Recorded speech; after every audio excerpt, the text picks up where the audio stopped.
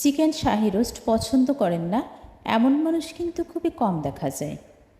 আজকে আমি নিয়ে এসেছি পারফেক্ট চিকেন শাহি রোস্ট রেসিপি। আসসালামু আলাইকুম, welcome back to my channel Renaissance Shampa cooking recipe. Chicken Shahi roast তৈরির জন্য আমি গরম কড়াইয়ে পর্যাপ্ত পরিমাণ সরিষার তেল দিয়ে নিচ্ছি। তেলটা যখন গরম হয়ে আসবে তখন আমি চিকেনগুলোকে ভেজে নেব। দুইটা মুরগি আমি 8 পিস করে নিয়েছি। কোনো রকম কিন্তু মশলা মাখিয়ে নেইনি, শুধু চিকেনটাই আমি ভেজে নেব। চিকেনটাকে আমি অতিরিক্ত ভাজবো না, একটু লাইট ব্রাউন কালার হলেই তারপর উঠিয়ে নেব। তেল ছুটতেছে এই জন্য আমি একটা ঢাকনা দিয়ে ঢেকে দিলাম। এভাবে ঢেকে ঢেকে ভেজে নেব যেন তেল ছিটকে গায়ে না পড়ে।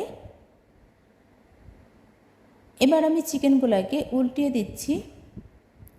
আপনারা যারা যারা আমার চ্যানেলটি সাবস্ক্রাইব করেছেন সবাইকে অসংখ্য অসংখ্য ধন্যবাদ। আর যারা এখনও সাবস্ক্রাইব করেননি, যদি আমার ভিডিওটি ভালো লেগেছে অবশ্যই সাবস্ক্রাইব করে আমার পাশেই থেকে যেতে পারেন। দেখতেই পারছেন আমি চিকেনগুলোকে কতটা ভেজে নিচ্ছি। এর থেকে কিন্তু বেশি ভাজবো না, তাহলে একেবারেই শক্ত হয়ে যাবে আর রোস্ট খেতে তখন ভালো লাগবে না। 4 পিস ভাজা হয়ে গেছে, উঠিয়ে নিচ্ছি। বাকিগুলোকেও আমি সেমভাবে ভেজে নিয়েছি। অবশ্যই কিন্তু এই চিকেনগুলো ভাজার সময় কোনো রকম কোনো মশলা দিবেন না, তাহলে এগুলা পুড়ে যাবে ভাজতে গেলে। মশলা ছাড়াই এভাবে ভেজে নিতে হবে। এবার চলে যাব মূল রেসিপিতে। চিকেন ভেজে উঠিয়ে নেওয়া সেই কড়াইয়ে আমি পেঁয়াজের বেরেস্তা ভেজে নিচ্ছি। পেঁয়াজের বেরেস্তা উঠিয়ে রাখছি। এই রোস্টটা তৈরিতে আমি কোনো রকম কাঁচা পেঁয়াজ ব্যবহার করব না। উঠিয়ে নেওয়া হয়ে গেছে, দিয়ে দিচ্ছি 2 টেবিল চামচ পরিমাণ আদা এবং রসুন পেস্ট। এটাকে আমি খুব ভালোভাবে তেলের সাথে একটু মিলিয়ে নেব যেন আদা এবং রসুনের কাঁচা গন্ধটা দূর হয়ে যায়। দিয়ে দিচ্ছি স্বাদ মতো লবণ।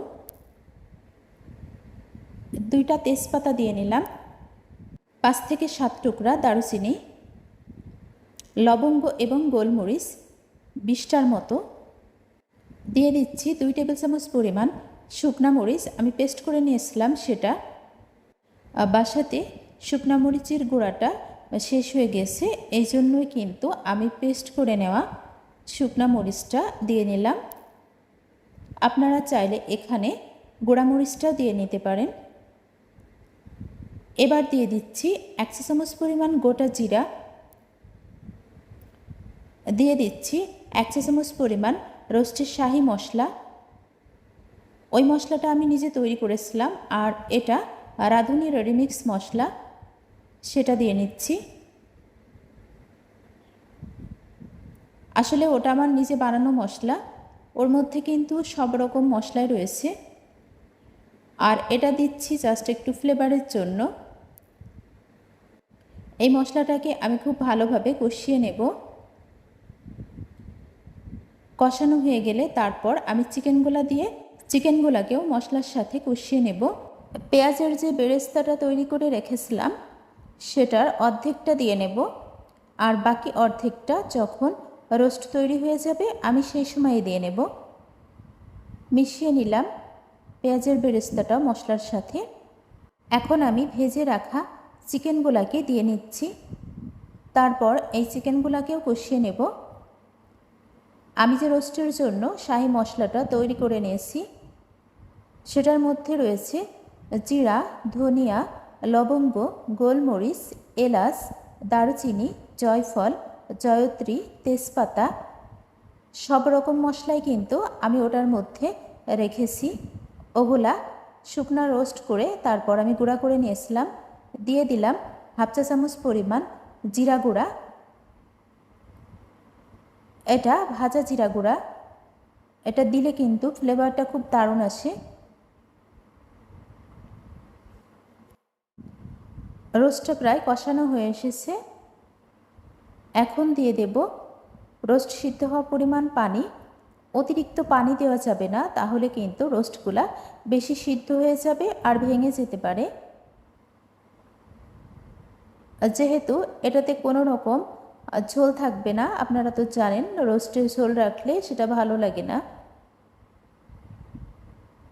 যখন একেবারে ঝোলটা শুকিয়ে আসবে তখনই কিন্তু আমি চুলা থেকে নামিয়ে নেব। আসলে আমার কাছে মনে হয় রেসিপি করতে যত না কষ্ট হয়, এই ভয়েস দিতে তার থেকে বেশি কষ্ট হয়। আমার মতো এরকম কার কার হয় অবশ্যই একটু কমেন্ট বক্সে জানাবে।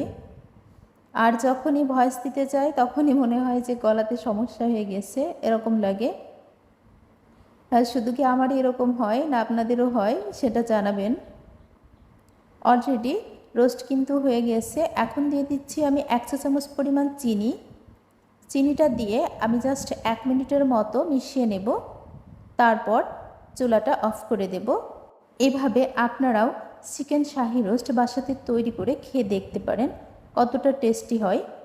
আশা করি আজকের এই রেসিপিটা আপনাদের কাছেও বেশ ভালো লাগবে। এই পর্যায়ে আমি চুলাটা অফ করে দেব, তারপর একটা সার্ভিং প্লেটে উঠিয়ে নেব। দেখতে কিন্তু অনেক বেশি লোভনীয় হয়েছে। আমার রোস্ট কিন্তু খুব বেশি পছন্দ। আমার মতো আপনারা কে কে রোস্ট পছন্দ করেন সেটাও কিন্তু জানাতে ভুলবেন না। যারা যারা এতক্ষণ আমার এই ভিডিওটার সাথে ছিলেন সবাইকে অসংখ্য অসংখ্য ধন্যবাদ। সবাই ভালো থাকবেন, সুস্থ থাকবেন। ফিরে আসবো আবারও নেক্সট কোনো রেসিপি নিয়ে ইনশাল্লাহ। আসসালামু আলাইকুম, আল্লাহ হাফিজ। Thanks for watching. দয়া করে খাবার নষ্ট করবেন না, প্লিজ ডোন্ট ওয়েস্ট ফুড।